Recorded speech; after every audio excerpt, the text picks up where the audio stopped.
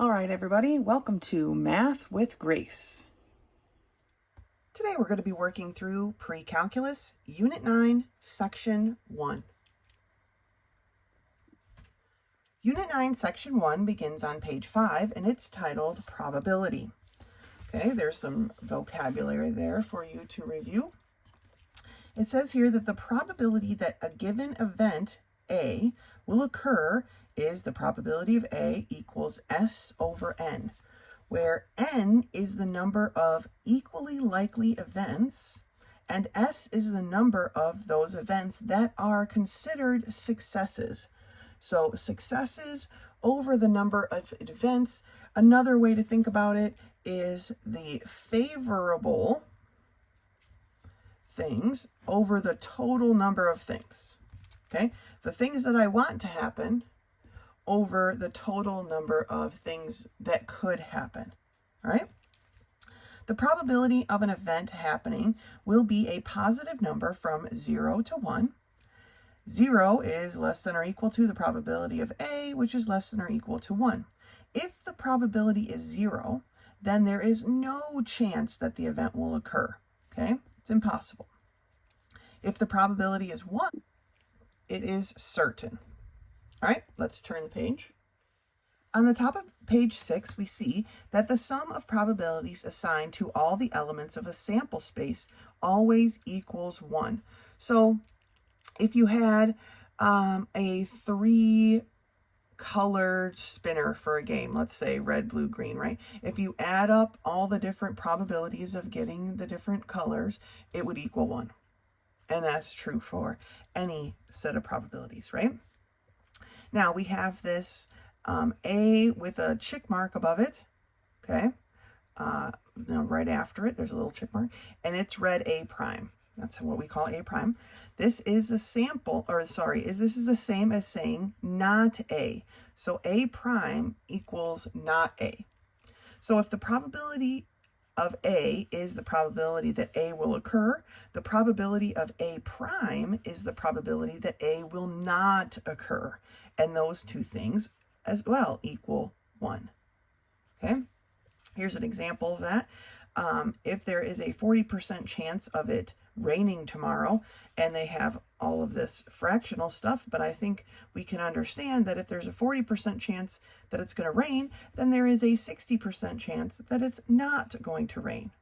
Okay, that's what A and A prime is. Here's an example again. The probability that you will win a card game is 1/4. What is the probability that you will not win the card game, right? Well, 1 minus 1/4 is 3/4, right? Because we have to turn this 1 into 4/4, so 3/4. The probability that you will not win is 3/4. Now, we need to recognize our sample space. It says the sample space for a random experiment is a list of all the equally likely possibilities that can occur. And now they're talking about flipping a coin, right? For your convenience, you can use abbreviations given for the given possibilities. For example, if you flip a coin, the sample space would be either heads or tails if your coin is not a cheating coin, right?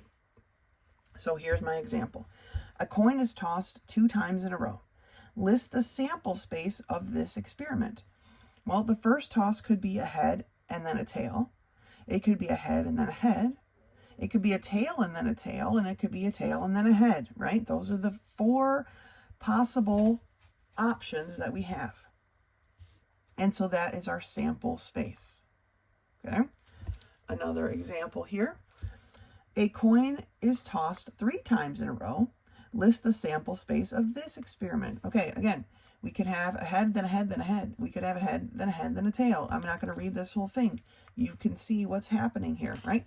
There are 8 equally likely outcomes, and that is our sample space. Okay, in a moment, we'll talk about an easier way to at least figure out the size of our sample space, because obviously, if the experiment is more than just tossing a coin, then our sample spaces can get quite large, right? And it says over here, do you notice a pattern? with the number of equally likely outcomes for flipping a coin a certain number of times. So one flip was 2 outcomes, 2 flips was 4 outcomes, 3 flips was 8 outcomes, right? It turns out that this pattern continues. If a coin is flipped n times, the number of equally likely outcomes will be 2 to the n. And honestly, from at least what we're working on in this book, the number of options, right? Because we have a head or a tail, so there were 2 options here to the n, works for all of them. Sometimes we'll have 3 options, so it would be 3 to the n, or 4 options, 4 to the n, okay? We'll look at that more closely. I'll talk about that more later, but it's saying here, for a coin flip, 2 to the n will tell you how many flips you're going to have, okay? So when we flipped our coin 3 times, it was 2 to the 3rd power, which was 8. All right, enough about that for now. Let's continue. It says here, the sample space for flipping a coin 3 times in a row is this, right? They figured it out over here. Determine the probability of the following events. Okay, remember, we have 8 equally likely things that could happen. So they want to know what's the probability, part A, of 2 heads and 1 tail. Well, 2 heads and a tail are here, 2 heads and a tail are here, 2 heads and a tail are here. So there are 3 distinct ways of accomplishing 2 heads and a tail. So the probability is 3 over 8. All right. For the, I think they do C next. C, yeah. 1 head and 2 tails is the one that they do next, okay? So we have 1 head and 2 tails. 1 head and 2 tails are here. And I know I missed one. Oh, 1 head and 2 tails right there. So there are 3 ways of getting 1 head and 2 tails. So again, it is a 3 over 8, right? The favorable thing that we want over the total available options. Now, for part B, which is 3 heads, there is only one way to do that, right? 3 heads. So that's a 1 in 8 probability. And back up to the top of this column here. And then it is part D, which is 3 tails. Again, there's only one way, so it is a 1 in 8 probability. Though there's only one thing that we want out of the 8 possible things, okay? Now it says, notice that the sum of the probabilities, probability of A, probability of B, probability of C, probability of D, add up to equal 1. It says this is good news. It means you haven't missed any possibilities, okay? Next example. 2 regular tetrahedrons, 1 red and 1 green, are tossed in the air. The faces of each are numbered from 1 to 4. So a tetrahedron is a 4-sided triangle, basically. Each of the 4 sides is a triangle. List the sample space of the possible rolls if the downward face is one that is counted. So they're counting the face that lands on the table, okay? Let's see, use the sample space to determine the probability of the following events. Okay, so we have 2 tetrahedrons and they have 4 sides. So remember how I said the number of things, right? Okay, so there are 4 sides taken 2 at a time. So 4 squared is equal to 16. And if you look, there are 16 possibilities. Okay, so that's what I was talking about, where this can be moved around a little bit for what we're working with, depending on what we're working with, okay? So there are 4 sides, and we are basically flipping 2, so 4 squared is 16. Now, it says they want to determine these things, all right? So here's our sample space. And an easy way to do this, if you are having to write out a sample space like this, is to pick one color in this case, right? And go through, well, red could be 1s. And what could those 1s match up with? The 1, the 2, the 3, or the 4 of green, right? And then, well, what if I had the 2s of the red? 1, 2, 3, 4 again. 3s of the red. 1, 2, 3, 4. 4 of the red matches with the 1, the 2, the 3, or the 4. I would have built my sample space exactly the same, right? It makes sure I don't miss anything. If I go, oh, well, I could have a red 1 and then a green 1 and a red 2 and a green 2, I'm going to miss something. So for me, and apparently the book this time, we agree, red, if it lands face down on a 1, what are all the other possibilities that could happen at the same time for the green? Okay, that's how I would have built it as well. But anyway, there's 16 possibilities. Question A, and it finishes on the next page, but we'll just do it all on this page. The sum of the down face is 2. So now we have to figure out, well, where is this sum 2? Well, the sum is only going to be 2 if we have 2 1s. Anything else is going to be greater than 2, okay? So the only time the sum of the down faces is 2 is here when we have a 1 and a 1. And so that is a 1 in 16 chance, which is what's written right here. All right? So this was A. What about B? The sum of the down faces is 5. Well, we could have a 5 when we have a 2 and a 3, or a 1 and a 4, right? So here we have a 1 and a 4, which is 5. Here we have a 2 and a 3, which is 5. We have a 3 and a 2, which again is 5. And a 4 and a 1, which is 5. And no more 2s and 3s, okay? So 1, 2, 3, 4. So a 4 in 16 chance, just like any other fraction though, even though we're talking about probabilities, we always want to reduce. So it's a 1 in 4 chance of getting a sum of 5, right? And letter C. They want to know the sum of the downward face as being a 6. Well, we're only going to get a 6 if we have a 4, because that's as high as our roll goes, and a 2 or a 3 and a 3. Okay, so where do we have a 4 and a 2? Definitely down here, right? Because here's my 4 rolls. And then I have a 3 and a 3 here. And that's it, okay? Here are my 2 3s. Here is my 4 and my 2. There's no 5 on the die, so I'm not going to get a 5 and a 1. So that's 2. 2 out of 16, or a 1 in 8 chance of rolling a 6, or a sum of 6, okay? All right, let's turn the page. Before we turn the page, actually, I realize I missed one right here. A 2 and a 6 right there. So there's actually 3.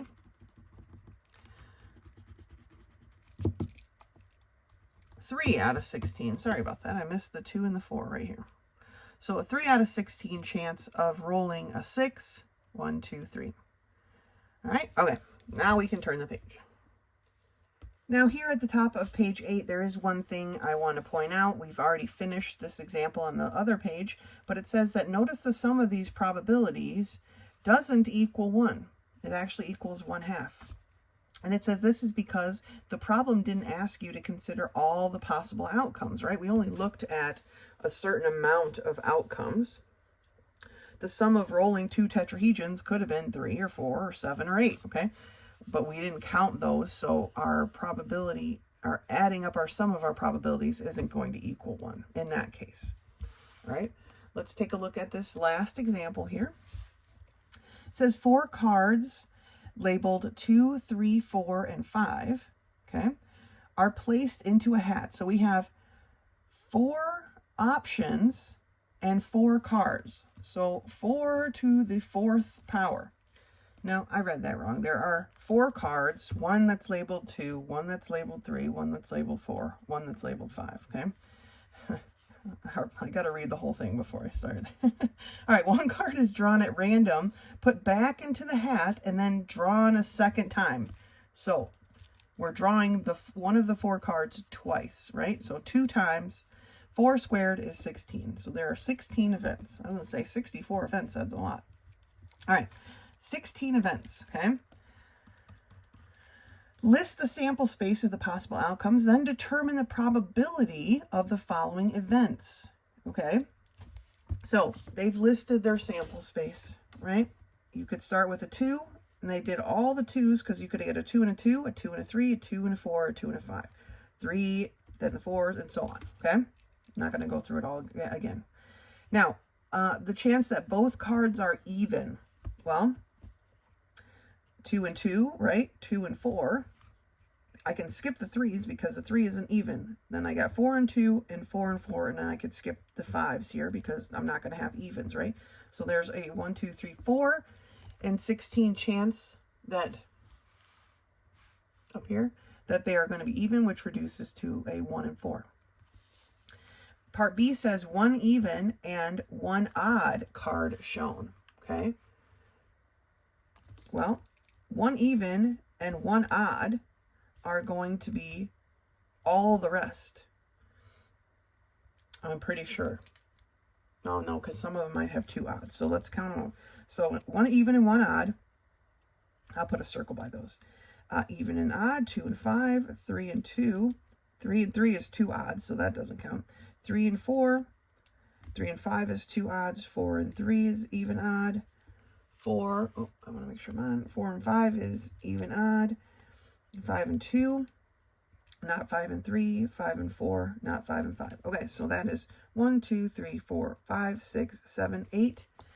8 out of 16, which reduces to 1/2. Okay.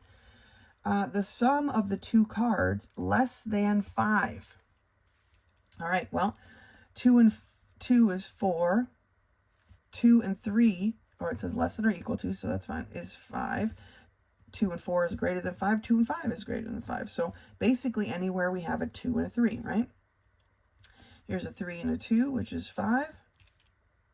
And a 3 and, not a 3 and 3, not a 3 and 4, not a 3 and 5. 4 and 2, no, we're getting too big because 4 is already too big. And 5 is obviously too big. So we only have 2 places where we have cards that are less than or equal to 5, and it's 2 choices.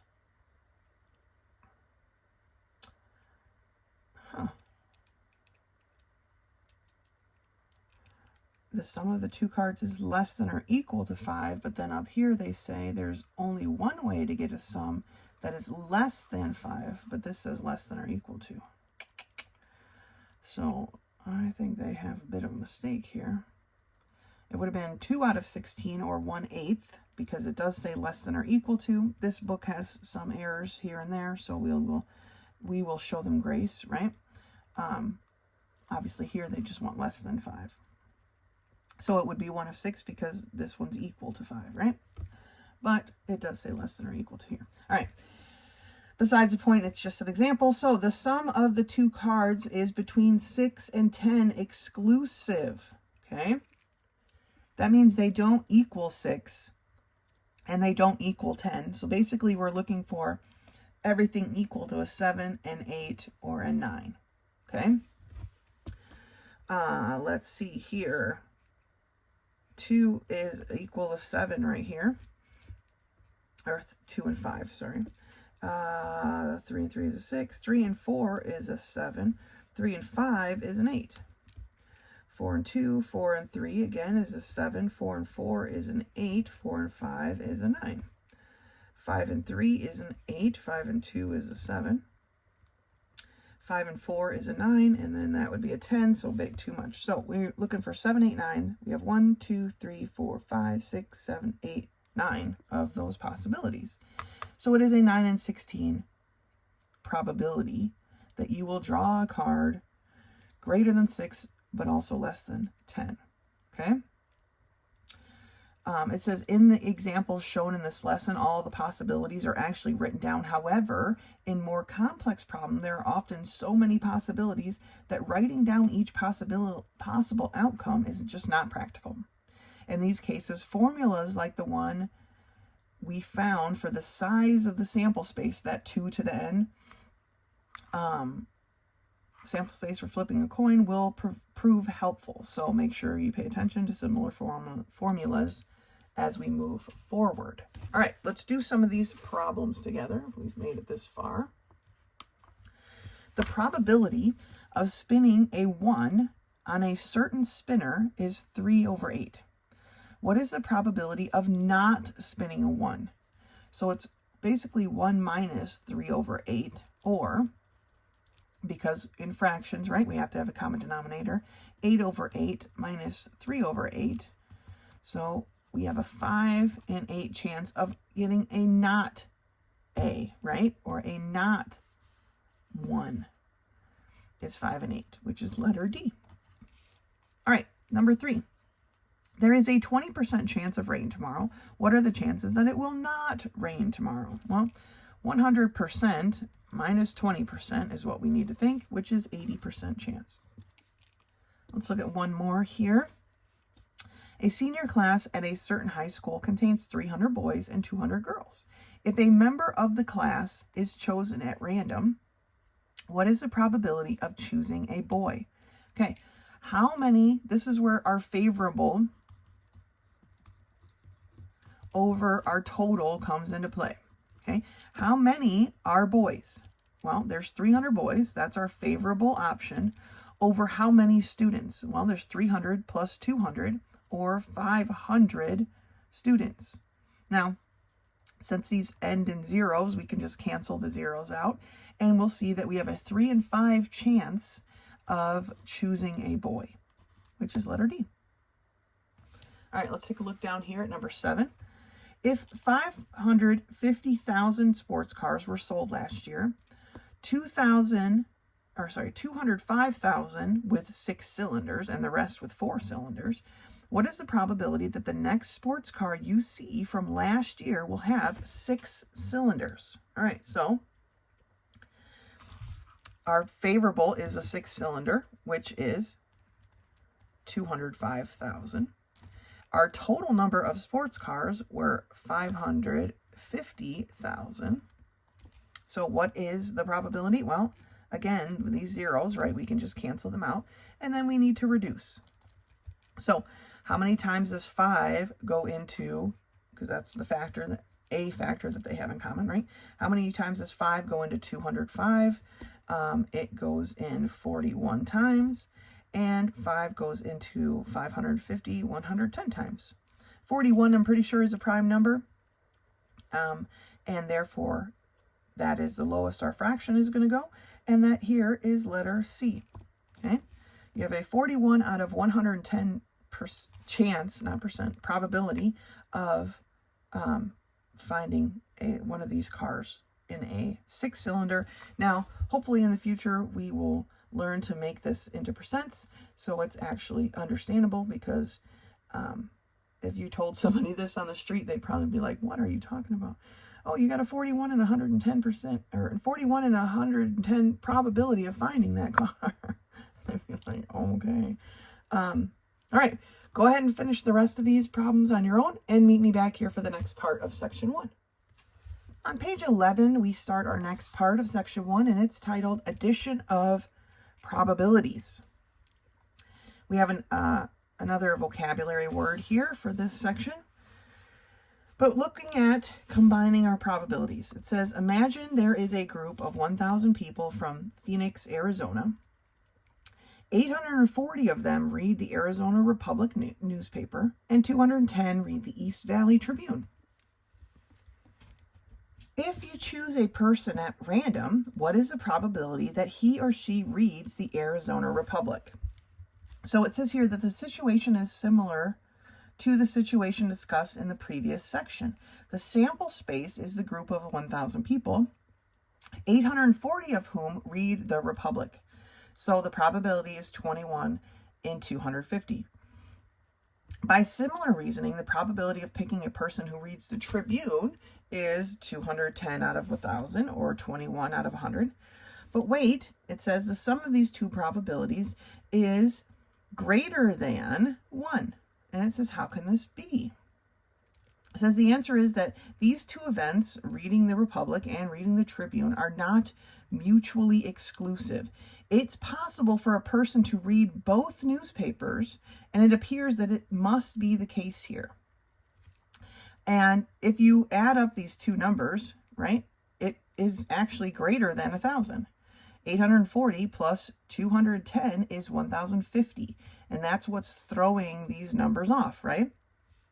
So they've drawn this Venn diagram, and they've put the fact that 50 people here read both papers. We're over the 1,000 people, right, by 50.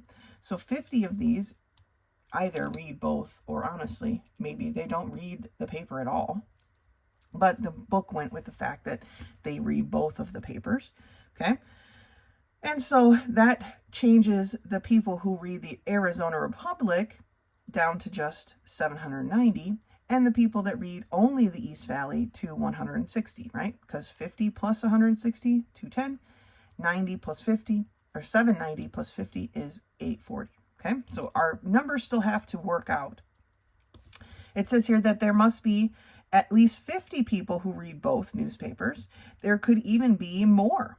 Imagine that you know that 100 people read both newspapers, then our Venn diagram would change to be like this, right?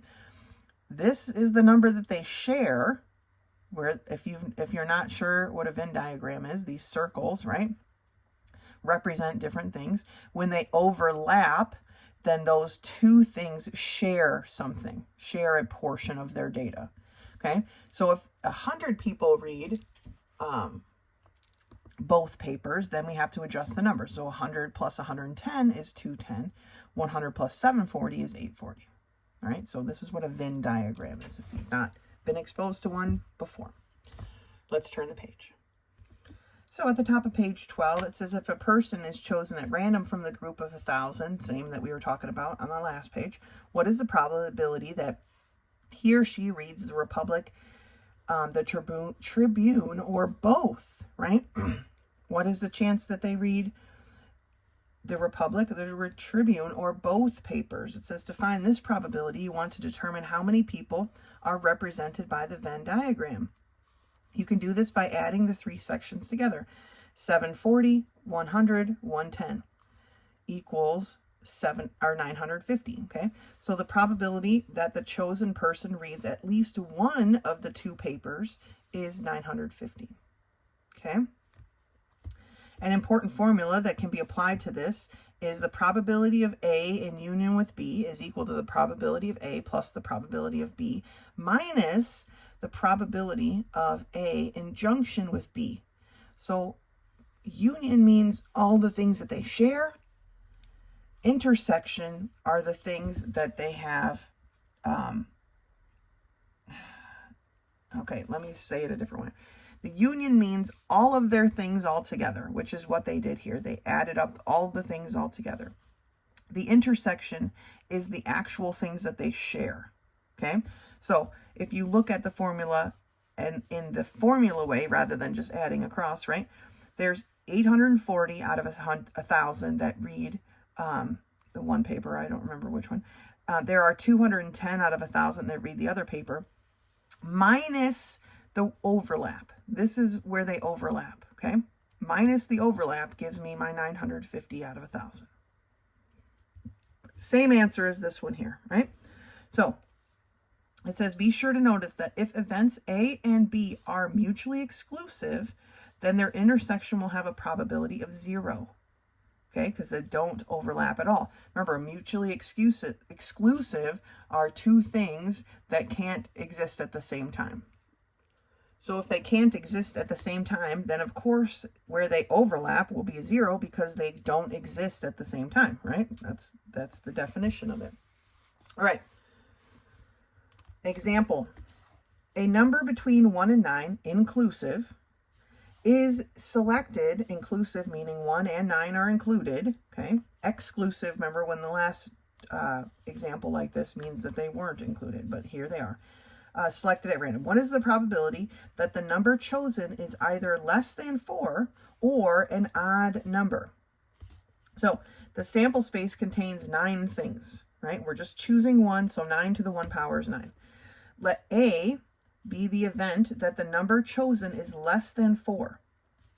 There are 3 probabilities for this event. You could get a 1, you could get a 2, you could get a 3. So it is a 1 in 3 chance of getting something less than 4.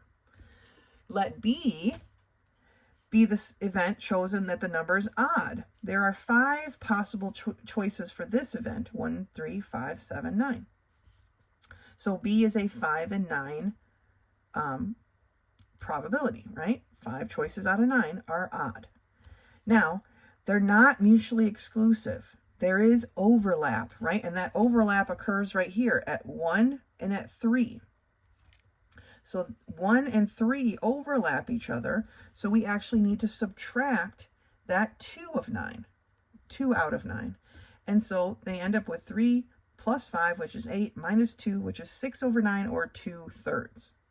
Okay, so that's where this formula comes into play, okay? All of the possibilities is going to be the possibilities for A plus the possibilities of B minus where A and B overlap. All right, this is only for non-mutually exclusive things. Because again, mutually exclusive, it won't have an overlap, right? We'll just be adding the 2 possibilities. Okay, next example. The sophomore class contains 100 students. 50 of these students take French, 30 take Latin, and 10 take French and Latin. All right? A student is chosen at random. Draw the Venn diagram and use it to determine the following possibilities. So they've drawn their Venn diagram, right? 50 of the students take French. 40 plus 10 is 50. 30 take Latin. 10 plus 20 is Latin. 10 of those students take both, right? The student takes only French. What is my probability? Well, that is a 40 out of how many choices? Okay. How many students are there? There are 100 students. Okay. So it's a 40 out of 100, or 0.4, 4/10. Okay. Now they're switching over to decimals all of a sudden, but that's fine. 4/10 is 0.4. Okay. What is the probability that the student takes either French or Latin? Okay. Now this is all of the things, right? So you would add 40 plus 10 plus 20. 40 plus 10 plus 20 is 70 students. So 7/10 of the students take Latin or French. And part C says the student does not take French or Latin.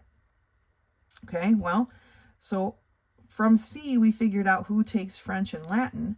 Now we want not C, or C prime, okay, which would be 3/10, or 0.3, okay, for not C or C prime, however you want to think about it. All right, let's do some of these problems together. For problem number 15, it says a number is chosen at random from the first 100 integers. What is the probability that the chosen number is a prime number? To know this answer, you're going to have to know how many prime numbers are less than or equal to 100. Really less than 100, because you know 100 is not a prime number. And a quick Google search says that there are 25 prime numbers between 1 and 100. So there are 25 numbers that are primes in the 100 number group that we have. Okay, favorable prime numbers over the total number of numbers, which is 100. Okay, this reduces to 1/4, so letter B is our answer. It says here that a number is chosen at random from the first 100 integers. What is the probability that that number is either even or a perfect square? Again, you have to figure out what these things are. Now, there are 50 even numbers out of the 100 that are there, okay, which is a 1/2. You have a half of a probability of 50%, right, of getting an even number. So how many of them are perfect squares? Well, 1 is a perfect square. 4 is a perfect square, right? 9, 16, 25, 36, then it is 49, 64, 81, and then 100, right, is a perfect square. So there are 1, 2, 3, 4, 5, 6, 7, 8, 9, 10 out of 100, which is a 1 in 10 chance. If we add those two things together, right, let's bump this up to 5 out of 10. So we have 5 out of 10 plus 1 out of 10 is a 6 in 10 chance, which then can be reduced to a 3 in 5. You have a 3 in 5 chance. Of course, that is not an option here. Oh, you know what I forgot? I forgot to subtract where they overlap. Shame on me. All right. So what was this again? This was even numbers. So this one doesn't count, and this one doesn't count. This doesn't count. This doesn't count, or that doesn't count. So that is 1, 2, 3, 4, 5 out of 100. So let me go back to adding these up differently. Okay. Goodness gracious. Forgot the overlap. All right. So we have 50 out of 100 plus the 10 out of 100, because that's 50 of them are even, 10 of them are primes, subtracting 1, 2, 3, 4, 5 out of 10, which is my overlap. Okay, now we're getting somewhere. 50 plus 10 is 60 minus 5 is 55 out of 100. And let's see, 5 goes into 55 11 times, and 5 goes into 120 times. And there is our answer, letter A. Goodness gracious, don't forget to subtract the overlap. Okay, let's keep going. Number 18. A class of 160 students contains 40 honor students and 60 athletes. 80 students in the class are neither honor students nor athletes. If a student is chosen at random to represent the class, what is the probability that he or she is both an honor student and an athlete? Okay, a lot going on here. Well, let's start with the first probability, right? The first probability is an honor student. What is the probability that they will be an honor student? Well, it says and an athlete. So if we have 160 students altogether, 80 of the students in the class are neither honor students nor athletes. That leaves only 80 students left to be in honors or athletes, okay? So if we make our little Venn diagram, which I did not do well because they didn't really overlap. Okay. All right. And we have honors students and athletes, right? It says 40 honor students and 60 athletes. Well, that's 100 students between 40 honors and 60 athletes. If I only have 80 students to go, that tells me that 20 of them must be both, okay? So that leaves me with 20 only honor students and 40 only athletes. So let's go through that one more time. There's 160 students total. 80 of the students are neither honor students or athletes. So they are just band kids or drama students. I don't know. Now it says 40 of them are honor students and 60 are athletes. But 40 plus 60 is 100, which tells me that there has to be an overlap of 20 because I only have 80 students left once we took away the band kids and the drama kids, right? So 20 of them must do both. Because there's only 40 in honors, 40 minus 20 is 20. There's only 60 athletes, so 60 minus 20 is 40. And so that's how we set up our Venn diagram. Now, it says, what is the probability that he or she is both an honor student and an athlete? Well, that's our overlap, is 20 out of 80, okay, which is 2/8 or 1/4. You have a 1/4, and of course that's not an option either. Jeez. All right, the book is frustrating me today. I went and looked at the study guide, or not the study guide, the answer key. And the answer key says, what is the probability the student being an honor student or an athlete? And or and are, when you're talking about math, are two very different words. So the word here is and, okay?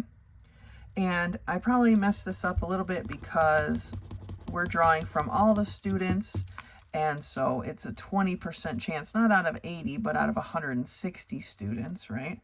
Because it says, what is the probability that he or she a student drawn at random is going to be in the honors and an athlete would actually be 20 out of 160, or 1/8 of a chance, which is on here, right here. So that's my mistake. But the answer key says or. Let me just double check it one more time. It's still 1/8, but or and in probabilities, especially, let alone just math in general, mean two very, very different things. So we need to be careful. I didn't make a mistake here. I forgot that we have 160 students altogether, not just the 80. So the answer is 1/8. Okay. Number 19. Let's move forward here. A number is selected at random from the set of these numbers.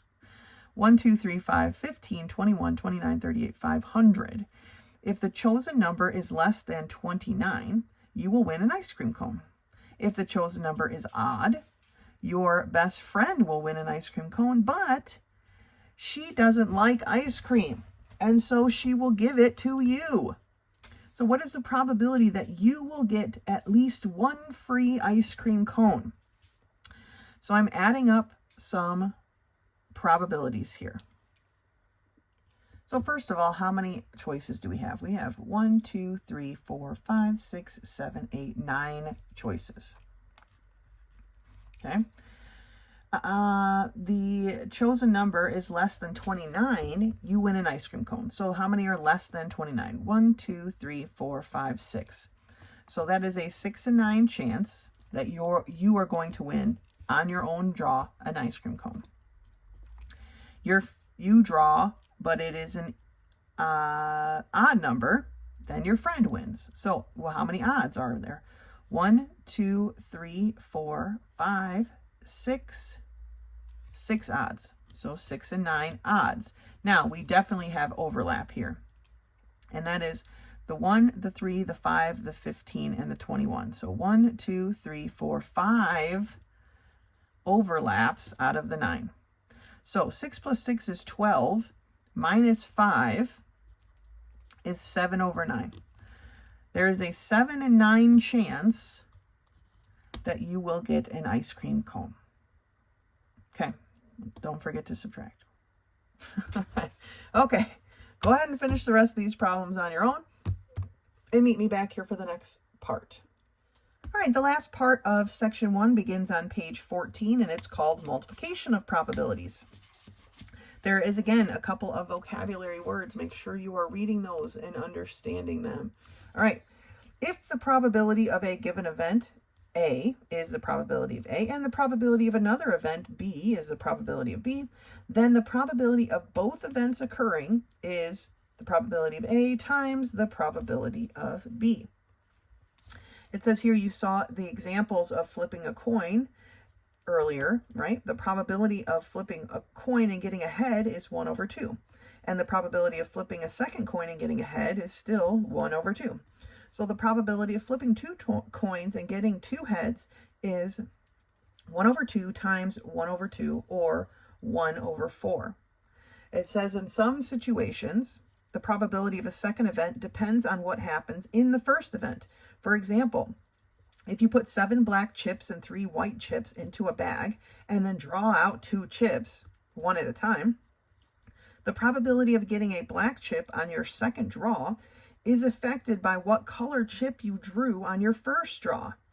If your first draw was white, then the chance of drawing black on your second draw is 7 in 9 because we have one less total chip in the bag. But if your first draw was black, then the chance of drawing another black chip is only 6 in 9, okay? Because again, we're missing one black chip and we have one less chip in the bag. Those things are important. One of the questions, at least one earlier, was you drew a card and then you put it back in the bag and drew a card again. That is not what's happening in this, right? You're drawing and you're not putting it back. So when you go to draw again, there's one less card of whatever color that was in there. It says the probability, so this is what they use to represent situations like this, okay? and it's the probability of A times B. Red, the probability of A given B, represents the conditional probability that A will occur given that B has already occurred. Okay, so it's kind of weird that they put the B second, even though technically it has to happen first. And in general, it's represented right like this, right? The probability of the intersection, remember the things they have in common, over the probability of B. Okay, so let's take a look at the example over here. These seem a little complicated, but they're not that bad. All right, the student council consists of 30 students, total number of students. There are 20 seniors, of which 10 are girls and 10 are boys. The other 10 members are juniors, of which 4 are girls and 6 are boys. One student from the council is chosen at random to represent the students at a school board meeting. What is the probability that the student is a boy? We have a total of 30 students. How many of them are boys?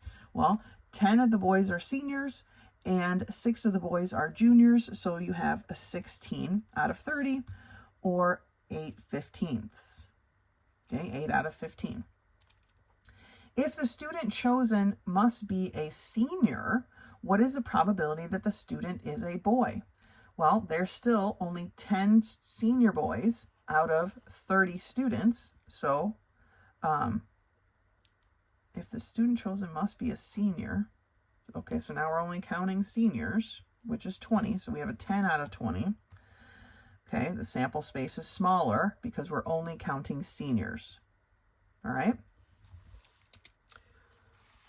Continuing. Conditional probabilities. All right. Sometimes, of course, the knowledge that one event has occurred has no effect upon the probability of another event. For example, if you roll a die twice, the number that comes up on your first roll doesn't affect the probability of rolling a 4 on your second roll. In this case, the two events are said to be independent of each other, right? There's no effect on one or the other. So that is what this looks like, okay? They are the same. Thus, events A and B are independent if and only if the intersection of A and B is equal to A times B. So let's look at that example up here. You have a blue hat and a red hat. The blue hat contains 5 white marbles and 7 black marbles. The red hat contains 10 white marbles and 14 black marbles. I'm going to mark this out. So I have a blue hat that contains 5 white and 7 black. And I have a red hat that contains 10 white and 14 black. Okay. If you draw a white marble, you get to pick what your family eats for dinner tonight. Your dad gives you 2 options. You can draw at random from the blue hat, or you can dump the marbles currently in the blue hat into the red hat and draw from that. Which option will give you the greater chance of getting to pick what you eat for dinner? All right, so the blue hat contains 12 marbles, and the red hat has 24. Okay. It says, let A be the event of drawing a white marble. If you draw from the combined marbles, your chance of drawing a white marble are 15 out of 36, right? Because I have 5 white here and 10 white here. That's 15 marbles out of 36 total marbles. So you have a 5 and 12 chance. Let B the event where you choose just from the blue hat. In that case, you have a 5 and 12 chance. They are exactly the same. And so regardless of which one you choose, you have the same probability. All right? Dad's being sneaky. Now, it says here, if 2 events are not independent, they are said to be dependent. In the exercises for this section, all events are independent unless otherwise stated. Okay, so I wanted to highlight that so you're not having to think too highly about whether they are independent or dependent. They are all going to be independent unless it is stated otherwise. Now, 2 non-null events cannot be independent if they are mutually exclusive. So remember, mutually exclusive meant that they couldn't possibly happen at the same time. Okay. And so let's turn the page and do some of these problems together.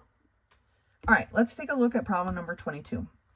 A class of 160 students contains 40 honor students, 60 athletes, and 80 students who are neither. Okay, this sounds familiar. From the entire class, one student is chosen at random. If you know that the student is an honor student, what are the chances that he or she is an athlete? So remember, this goes back to the Venn diagram we made a little bit ago with our honor students and our athletes, right? And there were 20 of them that were the same. And because there's 20 that the same, there's only 20 other honor students. Now, the question is asking, if you know that the student is an honor student, that is our grouping, okay? We're only choosing from honor students, so that's 40 people who are honor students. What are the chances that he or she is an athlete? Well, remember, they shared a 20 students. We're both honors and athletes, which is a 1 in 2 chance, which is letter A. Okay. A class of 160 students contains 40 honor students, 60 athletes, and 80 students who are neither. From the entire class, one student is to be chosen at random. If you know that the chosen student is an athlete, what are the chances that he or she is an honor student? So remember, the 40 of them are athletes, but they share, so that gives us our total of 60, right? What are the chances that he or she is an honor student? So I'm choosing from athletes, which is 60 total kids, 20 of which are also honor students, which is a 1 in 3 chance, letter D. Okay. Sometimes we just got to work through this a little bit. Okay. Let's take a look at number 24. A class of 160 students contains blah, blah, blah, blah, blah. We already read this a dozen times. From the entire class, one student is chosen at random. Which proportion shows that the event of choosing an honor student is not independent of choosing an athlete?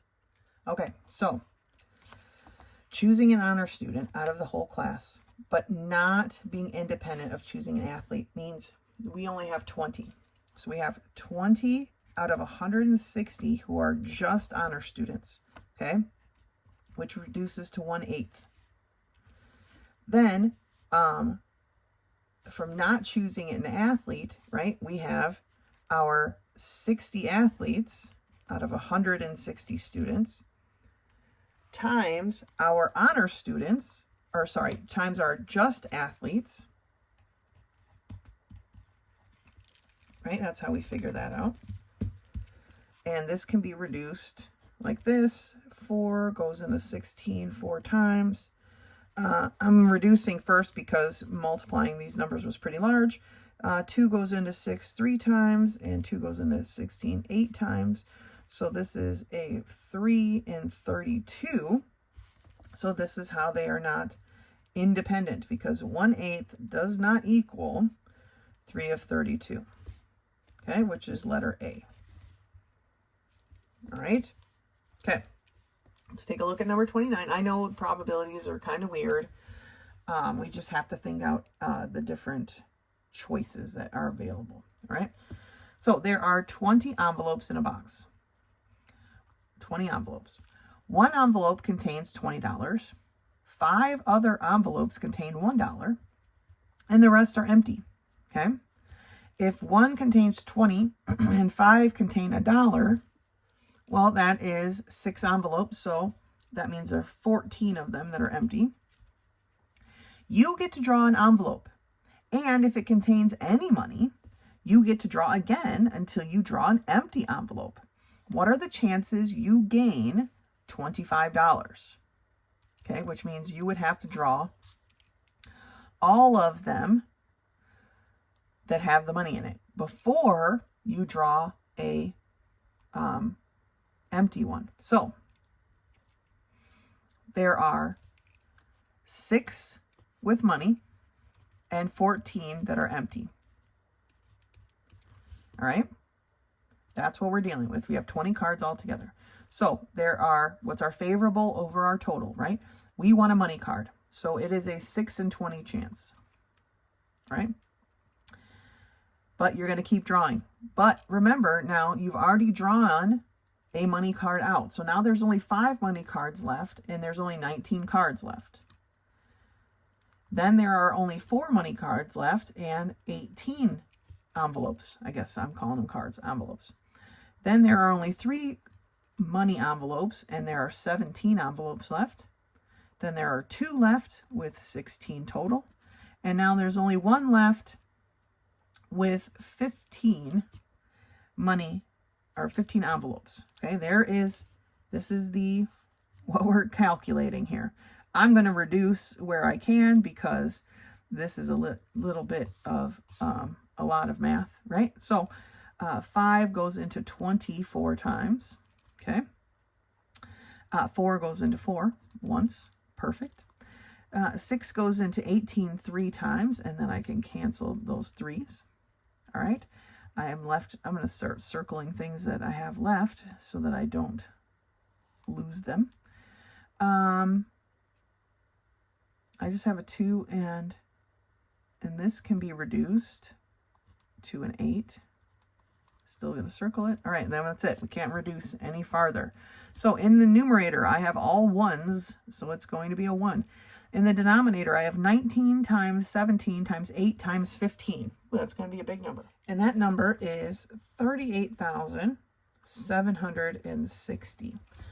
So you have a 1 in 38,760 chance of pulling this card, which I can see is not an answer here. So let me get back to you in a second. Okay, I've figured out the book is really is really hurting me today. This is the right answer here, letter A. Not that there should be a 1 there. That looks weird. This 0 shouldn't exist. All right. This is the correct answer. Here's what happened in the answer key of the book, which is why the answer is not available. Technically it's A, but they didn't reduce, which is fine, right? If you multiply across, you get like 27 million something. But when they multiplied across here, they wrote 72. When the actual answer here, I can pull it up here. The actual answer of 6 times 5 times 4 times 3 times 2 times 1 is not 72, because that doesn't even make sense. 6 times 5 is 30 times 4, we're already at 120. So it's actually 720, which means you lose one of the zeros, and that's why the answer is letter A. Okay, so the book is a misprint again. It's making me feel like I'm going crazy today.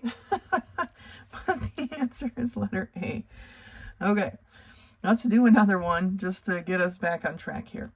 It says 1 bag contains 3 white marbles and 5 black marbles. Okay, another contains 4 white marbles and 6 black marbles. If you draw 1 marble from each bag, what is the probability that both are black? Okay, so here we have 1 bag. Let's call it bag number 1, I guess. And it contains 5 black marbles and 3 white marbles. And bag number 2 contains 4 white and 6 black. So what is the chance that you draw from, the probability that you draw from each bag and that both of them are black? So probabilities can be kind of tricky, right? You might be thinking, well, how do I know if I need to multiply or if I need to add them? Typically, not 100%, but typically, if it's an and statement, we're drawing from one bag and getting a black, and we want a black from the second bag, that would be a multiplication. Typically, if it's an or, I'm drawing from this bag and getting this color, or I'm drawing from this bag and getting this color, that would be adding. Okay, so we're going to multiply here. And if we look at our probability of our first bag of getting a white, or sorry, where you want to draw black, getting a black, is 5 out of 8, right? Which is pretty good chance. You have a pretty good chance of getting a black marble. In our second bag, it is drawing a 6 out of 10. There's 6 black marbles and 10 available marbles. Again, a fairly decent chance. So our answer, remember, 1 is absolutely certain, 0 is never going to happen. Our answer, this is a good way to check your work, should be fairly probable, right? Because we have pretty good probabilities here. When we multiply them, we should be getting close to 1. And we end up with 30 out of 80, or a 3 in 8 chance, okay? Which is just less than half, right? It's because this one is technically just over half. This one's quite a bit over, but as we multiply, right, numbers get, we multiply fractions, numbers get smaller and smaller and smaller. So if you have a very small chance, when you multiply them, you have a very, very, very small chance, right? So 3 in 8 is our probability that we are going to pull a black card, or marble, sorry, out of each bag. All right, let's do another one together. One bag contains 3 white marbles and 5 black marbles. Another bag contains 4 white marbles and 6 black marbles. Okay, so here's our marble set again. I'm going to put it in a little box so that we can use it again for this one. If you draw 1 marble from each bag, what is the probability that both are the same color? Okay, so now this is a question of, it doesn't matter what color I'm drawing, what's the probability that they're both going to be the same color? So we already figured that our black was 3 out of 80, right? We did that math right here. I reduced it, but I'm going to leave it full for right now, and you'll see why in a minute. Now, what is the probability then of drawing a white? Well, it would be 3 out of 8 times 4 out of 10, or 12 out of 80, okay? That's why I kept them both with 80s, because now the question is an or question. What is the chance of getting all black or all white? So this is where we add them together, okay? This was a multiply. I want this and this. This is an add. I want this or this, okay? So I have 30 over 80 plus 12 over 80, which gives me 42 out of 80. Or we can reduce that, right, to 21/40ths, or 21 out of 40, which is letter B. Okay, when doing these problems, probabilities are a little tricky. We really have to think of what's happening, okay? Like I said, number 30 was an and. I want a black marble from this bag and a black marble from this bag, so we multiplied. For this question was 2 parts because we had to figure out what it would be for a white and a white. We got that answer, right? But the question is asking, what is the probability that I get both black marbles or both white marbles? And that or tells me I'm adding, okay? So we kind of got to talk these out a little bit. These can be a little tricky for people, and it doesn't help that the book has got a bunch of mistakes this time around. So you really have to be careful. So go ahead and work through the rest of these. This is the end of section 1, okay? You can go ahead and get the rest of this work done. As always, if you have any questions, feel free to contact me. I'm happy to walk you through it. Otherwise, until next time.